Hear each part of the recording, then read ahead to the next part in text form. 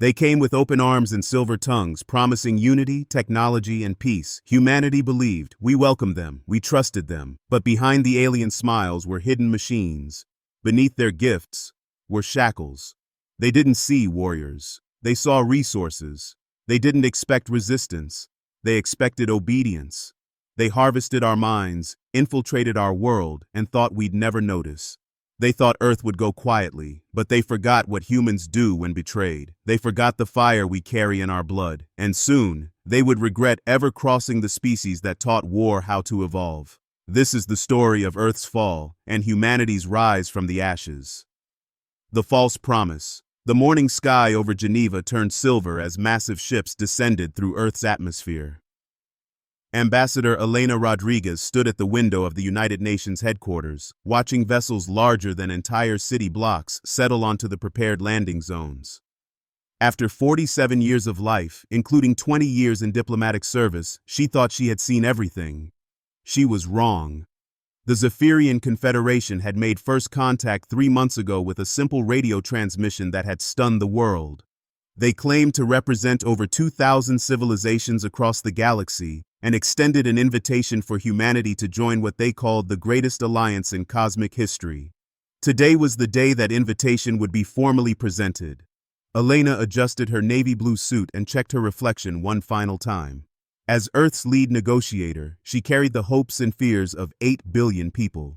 The weight of that responsibility sat heavy on her shoulders, but she had never backed down from a challenge. Her grandmother used to say that Rodriguez women were made of steel wrapped in silk, and Elena had proven that true throughout her career. The alien delegation entered the assembly hall precisely at noon. The Zephyrians were tall and elegant, standing nearly 8 feet in height with crystalline skin that seemed to refract light in impossible ways. Their leader, High Counselor Valdris, moved with fluid grace that made Elena think of flowing water. When he spoke, his voice carried harmonics that resonated deep in the chest. "People of Earth," Valdris began, his words translated by a device that seemed to float in the air beside him. "We come before you not as conquerors, but as elder siblings welcoming you to a family that spans the stars. Your species has shown remarkable potential in your brief existence. Your creativity, your adaptability, your capacity for growth, these qualities are rare and precious in the galaxy." Elena listened carefully to every word, noting the careful phrasing and diplomatic language. The Zephyrians spoke of humanity's potential, but they also emphasized how young and inexperienced Earth's civilization was compared to their ancient confederation. It was a masterful display of appearing generous while establishing a clear hierarchy. The formal presentation lasted 3 hours. Valdris outlined the benefits of membership in the Confederation: advanced medical technology that could eliminate disease and extend human lifespans by centuries, clean energy systems that would end environmental concerns forever, faster than light travel that would open the galaxy to human exploration, educational exchanges that would advance human knowledge by thousands of years in mere decades. In return, the Confederation asked for very little. They wanted to establish research stations on Earth to study human culture and biology. They requested permission to integrate some of their technology with human systems to ensure compatibility. They asked for volunteer humans to participate in cultural exchange programs on other worlds. It all seemed remarkably generous. Dr. Marcus Chen sat in the back row of observers, his trained eye studying the aliens with scientific fascination. As Earth's leading xenobiologist, he had been brought in to advise on the biological aspects of first contact. While the politicians focused on treaties and trade agreements, Marcus was more interested in understanding what the Zephyrians truly were. Something about their presentation troubled him, though he couldn't quite identify what. The aliens spoke of embracing human creativity and individuality, yet they all moved and spoke in eerily similar patterns. They claimed to represent thousands of different species, but Marcus had noticed that all the Zephyrian delegates showed remarkably similar physiological characteristics. It was as if they were variations on a single template rather than representatives of diverse worlds. During the first break in negotiations, Marcus approached Elena with his concerns. They had worked together before on several international scientific initiatives, and she trusted his analytical mind. "Something doesn't add up," Marcus said quietly as they stood in a corner of the diplomatic lounge. "Look at their behavior patterns. They all gesture the same way. They all pause for exactly the same duration when thinking. They all tilt their heads at identical angles when listening. Either they have the most rigid cultural training in the galaxy, or..." Or what? Elena asked, though she had begun to notice the same patterns herself. Or they're not as individual as they want us to believe, Marcus replied. I'd like permission to run some discrete scans during the next session. Nothing invasive, just basic biological analysis. Elena nodded her agreement. As impressive as the Zephyrian offer was, humanity couldn't afford to make decisions based on incomplete information.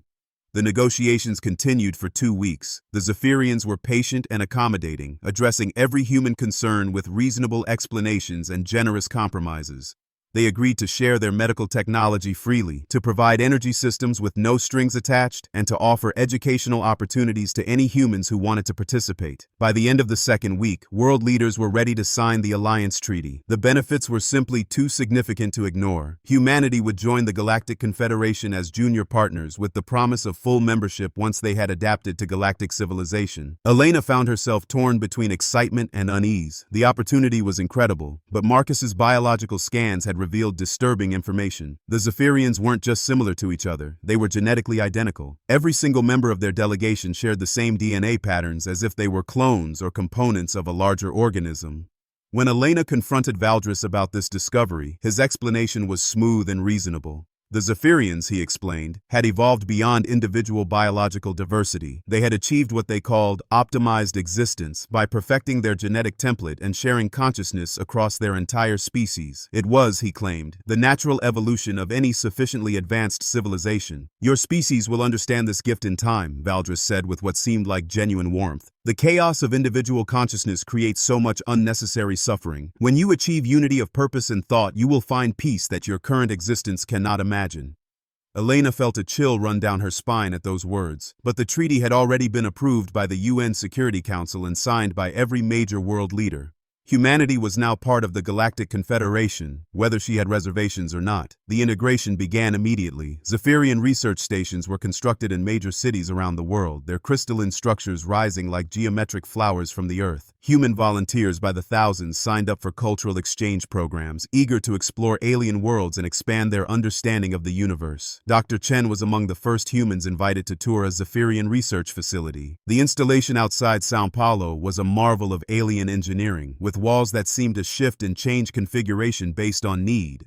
The technology on display was breathtaking. Devices that could manipulate matter at the molecular level, computers that processed information faster than the human mind could comprehend, medical equipment that could repair any injury or illness. But it was what Marcus saw in the deeper levels of the facility that changed everything. Hidden behind walls that only opened when the Zephyrians thought no humans were watching, Marcus discovered rows upon rows of containment pods. Inside each pod was a human volunteer from the cultural exchange program. But they weren't sleeping or being transported to alien worlds. They were being drained. Thousands of tiny filaments connected to each human's nervous system, and Marcus could see the pods extracting something: neural patterns, memories, the very essence of human consciousness. The humans in the pods were still alive, but their faces showed none of the creativity, curiosity, or emotion that defined humanity. They looked empty, hollowed out, like living shells. Marcus managed to record evidence before fleeing the facility, but by the time he reached Elena, Zephyrian security forces were already searching for him. The aliens had discovered his unauthorized exploration, and their response made their true nature clear. Elena stared at the footage Marcus had captured, her diplomatic training warring with horror and rage. The Zephyrians weren't offering humanity partnership, they were harvesting them. The cultural exchange was actually a processing system designed to extract and steal human consciousness, leaving behind empty husks that could be controlled and manipulated. How many? Elena asked, her voice barely above a whisper. At least 50,000 so far, Marcus replied. And that's just from this one facility. They have research stations in every major city on Earth. Elena realized the magnitude of the betrayal. Humanity had welcomed these creatures as saviors, and in return, they were being systematically harvested like crops.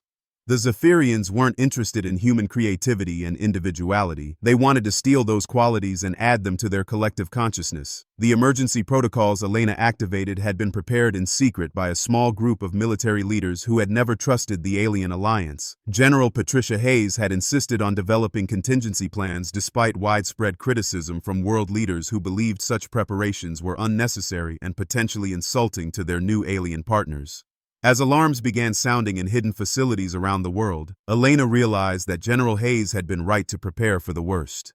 Humanity was about to discover just how alone they truly were in a galaxy full of predators who saw them not as partners, but as prey. The evacuation networks activated across the globe as Zephyrian forces dropped their peaceful facade and revealed their true intentions. The invasion of Earth had begun, but thanks to human paranoia and preparation, it would not be the easy conquest the aliens had expected. Elena's last transmission before going underground was broadcast to every human settlement in the solar system. This is Ambassador Rodriguez with Priority Alpha Emergency Authorization. The Zephyrian Confederation has betrayed Earth. They are not our allies. They are harvesting human consciousness. Execute Protocol 7 immediately. Trust no alien technology. Humanity stands alone, but we will not go quietly into extinction. As Elena finished her broadcast, she could see alien ships rising from their research stations around the world, their true military capabilities finally revealed. The gentle explorers had become an invasion force, but they would soon learn that humanity's greatest strength wasn't their creativity or their curiosity. It was their absolute refusal to surrender, no matter the odds. The Resistance awakens. Colonel Sarah Mitchell crouched in the maintenance tunnels beneath Denver International Airport, her tactical display showing red dots converging on their position.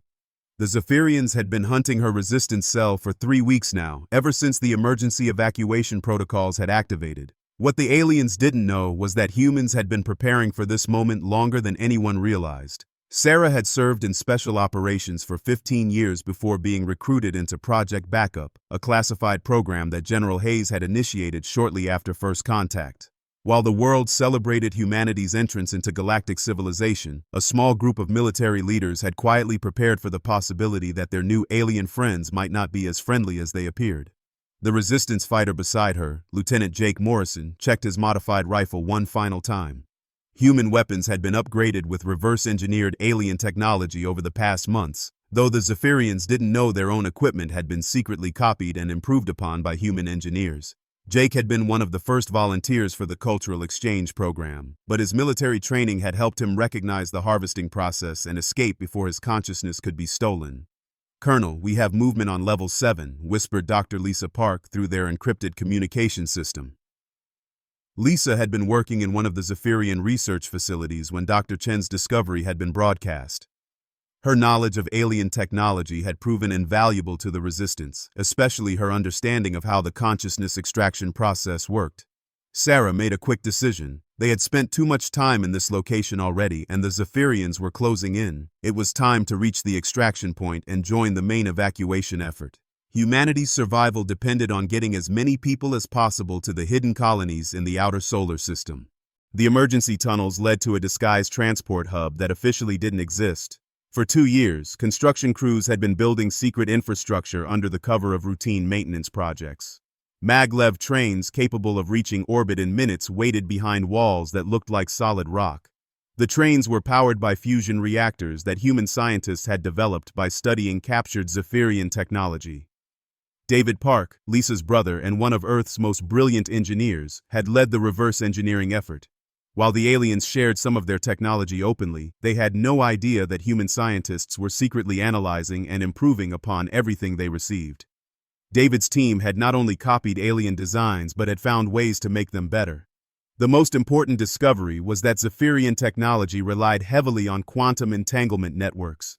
Every piece of their equipment was connected to a central consciousness that could monitor and control it remotely.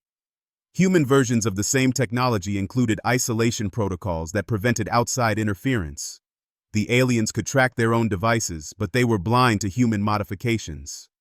Sarah's team reached the transport hub just as Zephyrian security forces breached the upper levels. The aliens moved with mechanical precision, their individual units coordinating perfectly through their shared consciousness. It was an advantage that had served them well in conquering hundreds of worlds. But it was also a weakness that humans were learning to exploit. The resistance fighters boarded the transport just as energy weapons began cutting through the tunnel walls above them. Sarah watched through rear monitors as crystalline figures poured into the hub, their weapons sweeping the area with deadly efficiency. But they were too late. The human transport was already accelerating toward the hidden launch facility. The journey to orbit took 12 minutes. During that time, Sarah received status reports from resistance cells around the world. The evacuation was proceeding better than expected, but the cost was enormous. Major cities were under alien occupation, and millions of humans had been captured for the harvesting process. The Zephyrians were no longer pretending to be peaceful allies. Commander Elena Rodriguez, former ambassador turned resistance leader, was coordinating the evacuation from a hidden command center in the Antarctic. Her diplomatic background had proven surprisingly useful in military operations, as she understood how to build coalitions and maintain morale in desperate circumstances. She had also proven to be remarkably effective at psychological warfare against the aliens. Elena's broadcast to captured humans had been causing significant problems for the Zephyrians. She had discovered that their consciousness extraction process required willing subjects to work properly. Humans who actively resisted the procedure often caused system failures that damaged the harvesting equipment. Her messages of defiance and hope were making the aliens' work much more difficult. The hidden colony at Europa Base was humanity's most ambitious secret project. Built inside the Ice Moon's subsurface ocean, the facility could house 2 million people indefinitely. The base was powered by thermal vents on the ocean floor and was completely invisible to orbital sensors. It had taken 5 years to construct using automated mining systems that the Zephyrians had dismissed as routine resource extraction. Dr. Marcus Chen was already at Europa Base when Sarah's transport arrived. He had been studying captured Zephyrian specimens and had made discoveries that would change everything. The aliens weren't just harvesting human consciousness for their collective, they were dying without it. Marcus had learned that the Zephyrian Confederation was actually much older than they claimed. They had been absorbing other species for over 50,000 years, but each absorption had cost them something essential. They were no longer capable of independent thought or creativity. Without constant input from harvested minds, their civilization would collapse within a generation. This knowledge led to humanity's first major victory. Dr. Lisa Park had developed a way to disrupt the quantum networks that connected Zephyrian technology.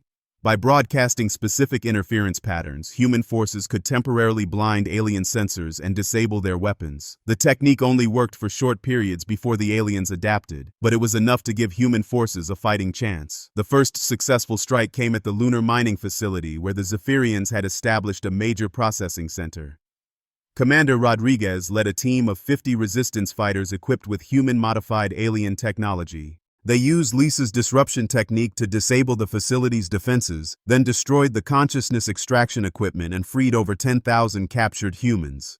The psychological impact was enormous. For the first time since the invasion began, humans had struck back successfully. More importantly, they had rescued people who everyone had assumed were lost forever. The victory proved that the Zephyrians weren't invincible, and it inspired resistance movements across the solar system. Lieutenant Jake Morrison had become an expert at hit-and-run tactics against Zephyrian supply convoys. His team specialized in capturing alien equipment and personnel for study. Each successful raid provided more intelligence about enemy capabilities and weaknesses. Jake had also developed effective methods for rescuing humans from transport ships before they could be processed. The Resistance discovered they weren't alone in opposing the Confederation. Intercepted alien communications revealed that other species throughout the galaxy had attempted to resist harvesting with varying degrees of success. Most had been overwhelmed by Zephyrian technology and absorbed into the collective, but a few had managed to escape to the galaxy's outer rim. Dr. Chen's analysis of these communications led to an astonishing revelation. The Zephyrians had claimed to represent over 2,000 civilizations, but most of those civilizations were actually extinct. The Confederation was essentially a galaxy-spanning parasite that consumed entire species and wore their achievements like trophies. This discovery changed the Resistance's mission from simple survival to something much larger. Humanity wasn't just fighting for their own freedom, they were fighting to stop a cosmic plague that had been devouring intelligent life for millennia.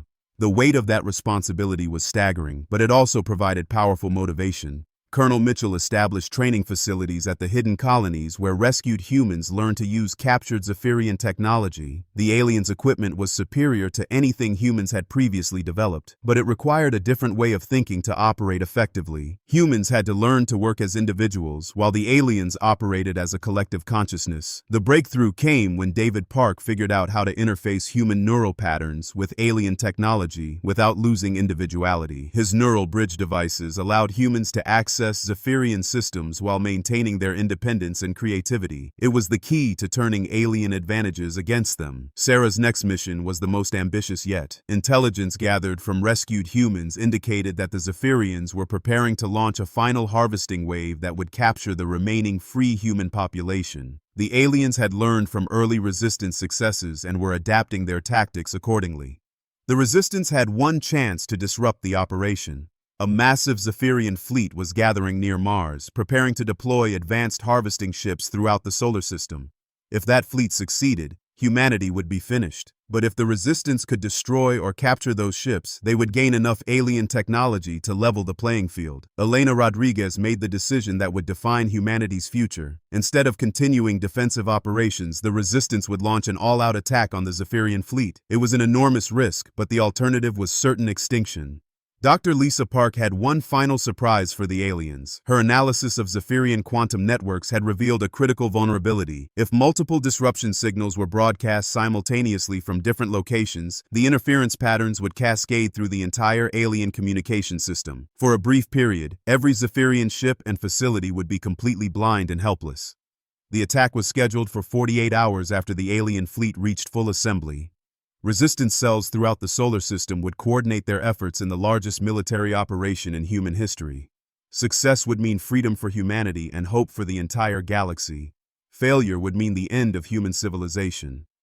As Sarah Mitchell prepared her fighters for the coming battle, she reflected on how much had changed since first contact.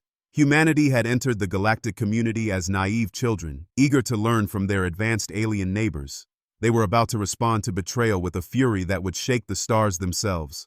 The Zephyrians had made a critical error in their assessment of human nature. They had focused on human creativity and curiosity while ignoring humanity's capacity for righteous anger and absolute determination. They were about to learn that some species would rather die fighting than live as slaves. The resistance was ready. Across the solar system, human forces prepared to launch their counterattack. The aliens had started this war with treachery and deception. Humanity would finish it with courage and conviction. Humanity's revenge. The countdown reached zero at exactly 0800 hours, Coordinated Universal Time. Across the solar system, human resistance forces launched the largest coordinated military operation in the species' history. Dr. Lisa Park's quantum disruption signals fired simultaneously from 12 different locations, creating interference patterns that cascaded through Zephyrian communication networks like a digital plague. For the first time in 50,000 years, the Zephyrian Confederation experienced something they had never encountered: complete sensory blindness. Their collective consciousness, which had absorbed the thoughts and experiences of countless civilizations, suddenly found itself isolated and confused. Individual Zephyrian units, unable to coordinate with their central network, began making mistakes that would have been impossible just moments before.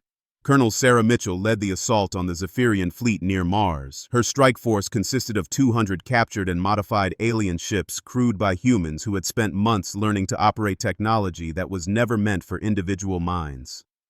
The irony was not lost on Sarah. Humanity was using Zephyrian tools to destroy their creators. The alien fleet was massive, consisting of over 3,000 ships ranging from small fighters to massive harvest vessels capable of processing entire populations. Under normal circumstances, the human force would have been hopelessly outmatched. But these were not normal circumstances, and humans had learned to fight in ways that the Zephyrians couldn't predict or counter. Lieutenant Jake Morrison commanded the first wave of human fighters. His ship, a modified Zephyrian interceptor that he had named Defiance, led a formation of 50 similar vessels straight into the heart of the enemy fleet. The Zephyrians, still struggling with their disabled communication systems, responded with textbook defensive maneuvers that Jake's team had studied and prepared to counter. Human pilots flew with individual creativity and improvisation that confused the alien tactical systems. Where Zephyrian formations moved with mechanical precision, human ships darted and weaved unpredictably. Where alien pilots followed predetermined response patterns, humans adapted and improvised in real time. The result was a space battle unlike anything the galaxy had ever seen. Dr. Marcus Chen watched the battle from the command center at Europa Base, but his attention was focused on something more important than the immediate tactical situation. His biological analysis had revealed that the Zephyrians' dependence on harvested consciousness went beyond simple technology. It was actually keeping them alive. Without constant input from stolen minds, their own neural networks would begin shutting down within days. This discovery led to humanity's most devastating weapon. Instead of simply disrupting Zephyrian communications, Dr. Chen had developed a way to reverse the consciousness extraction process. Human strike teams could now plant devices that would return stolen mental patterns to their original species. For civilizations that had been absorbed centuries ago, this meant potential resurrection. Commander Elena Rodriguez had spent the past month in secret negotiations with survivors from previously harvested species. The Zephyrians' galaxy-spanning empire had been so successful that they had become careless about completely eliminating every trace of their victims. Small populations of various species had managed to survive in hidden colonies throughout the galaxy, maintaining their cultures and identities despite centuries of oppression. The Altarian survivors had been the first to respond to Elena's covert communications. Their species had been absorbed 300 years ago, but several thousand had escaped to a rogue planet in deep space. They still possessed ships and weapons, though nothing as advanced as current Zephyrian technology. More importantly, they possessed detailed knowledge of Confederation military tactics and strategic thinking. Through the Altarians, Elena had contacted survivors from dozens of other species, the Caridian engineer warriors who had built fortress worlds in asteroid fields, the Vorthak nomads who had hidden their fleet in a nebula, the Xialan telepaths who had learned to shield their thoughts from Zephyrian detection. All of them had been waiting for an opportunity to strike back at their oppressors. The second phase of the human counterattack involved something unprecedented in galactic history, a coordinated uprising by every species the Zephyrians had ever attempted to harvest. Elena's diplomatic skills had been crucial in forging this alliance. She had convinced former enemies to work together toward their common goal of freedom. David Park's engineering teams had been working around the clock to modify captured Zephyrian ships for use by different species. Each alien race had different physiological requirements and technological preferences, but David had found ways to adapt the equipment. The result was a truly multi-species fleet unified by their shared hatred of the Confederation. The battle near Mars was only the beginning. As human forces engaged the main Zephyrian fleet, similar attacks were launched throughout the galaxy. Species that had been considered extinct were suddenly striking at Confederation installations with technology and tactics that the aliens couldn't anticipate or counter. Jake Morrison's fighter wing had broken through the Zephyrian defensive perimeter and was now targeting the harvest ships directly. These massive vessels contained the consciousness extraction equipment that was essential to Zephyrian survival. Destroying them would not only free the humans trapped inside, but would also begin the process of starving the alien collective consciousness. The first harvest ship exploded in a brilliant flash of energy that lit up the Martian sky. Jake could see escape pods launching from the wreckage, carrying freed humans back toward the waiting rescue ships. Each successful rescue was a victory that went beyond mere military tactics. It was proof that the Zephyrian system could be beaten.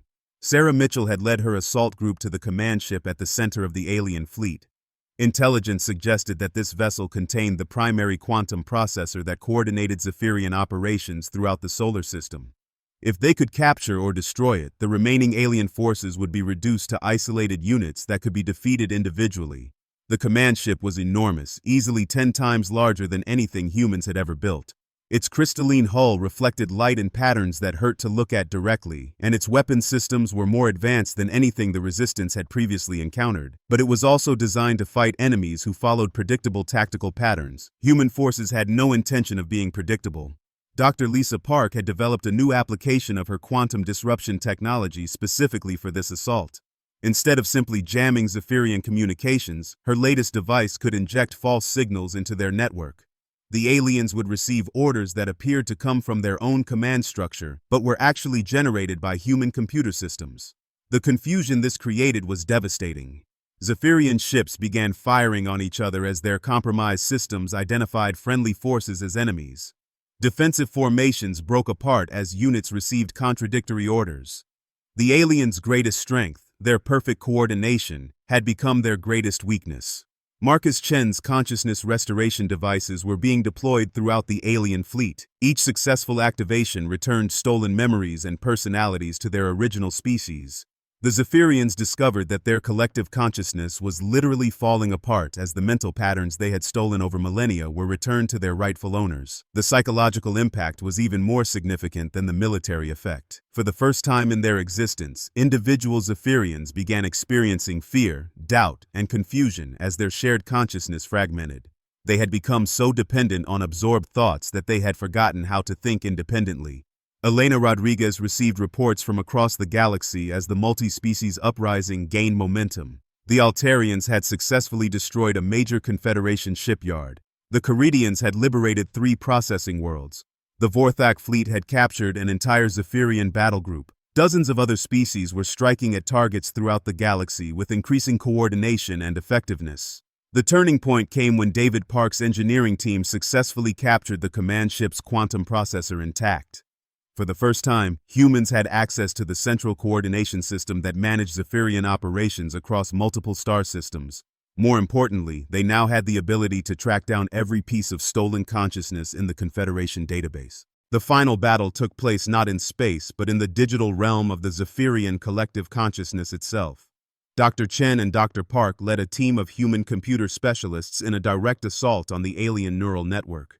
Using consciousness restoration technology, they began systematically returning every stolen mental pattern to its original species. The effect was catastrophic for the Zephyrians. As their collective consciousness lost access to millennia of stolen thoughts and experiences, their civilization began collapsing from within. Ships stopped functioning as their controlling intelligences failed. Installations went dark as their quantum networks shut down. The Great Confederation that had ruled the galaxy for 50,000 years was disintegrating in real time.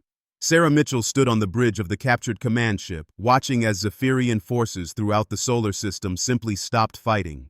Without their collective consciousness to coordinate their actions, the individual aliens were confused and helpless. Many of them were experiencing independent thought for the first time in their lives and had no idea how to cope with the sensation. The war was effectively over within 72 hours of the initial human assault. The Zephyrian Confederation, which had seemed invincible just days before, had been completely defeated by a species they had dismissed as primitive and easily harvested. The irony was profound. The aliens' technological superiority had been useless against human creativity and determination. The aftermath of victory presented challenges that were almost as difficult as the war itself. Billions of stolen consciousness patterns needed to be returned to their original species. Entire civilizations that had been extinct for centuries needed to be reconstructed from recovered memories. The galaxy required a new form of organization to replace the collapsed Confederation. Elena Rodriguez found herself at the center of these reconstruction efforts.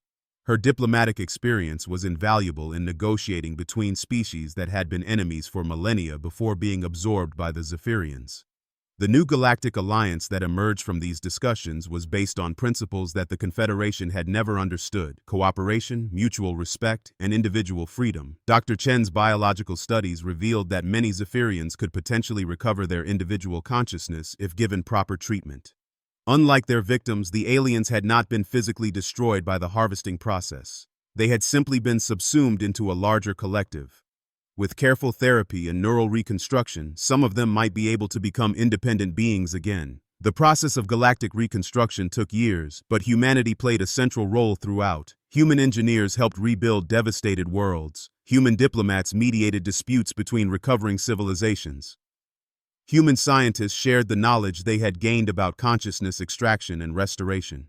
The species that had been intended as victims became the leaders of galactic recovery. Jake Morrison was promoted to admiral and placed in command of the new Galactic Alliance fleet. His primary mission was exploring the galaxy's outer rim to locate other survivors who might have escaped Zephyrian harvesting. Each discovered population was another civilization saved from extinction and another ally for the growing alliance of free species.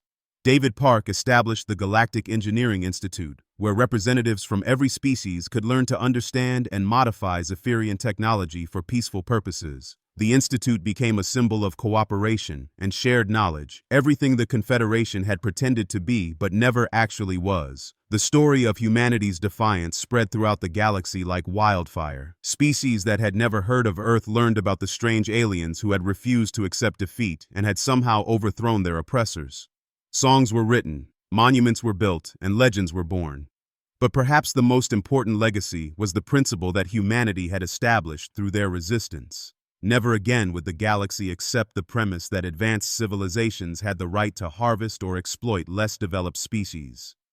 The Galactic Alliance's founding charter explicitly prohibited consciousness extraction and mandated protection for all forms of intelligent life. Colonel Sarah Mitchell, now General Mitchell, often reflected on how much had changed since that morning when Zephyrian ships had first descended through Earth's atmosphere. humanity had entered galactic civilization as naive children eager to learn from their elders. They had emerged as the guardians of freedom for every species in the galaxy. The Zephyrians had made a fundamental error in their assessment of human nature. They had seen creativity and curiosity as resources to be harvested rather than forces that could reshape the galaxy itself.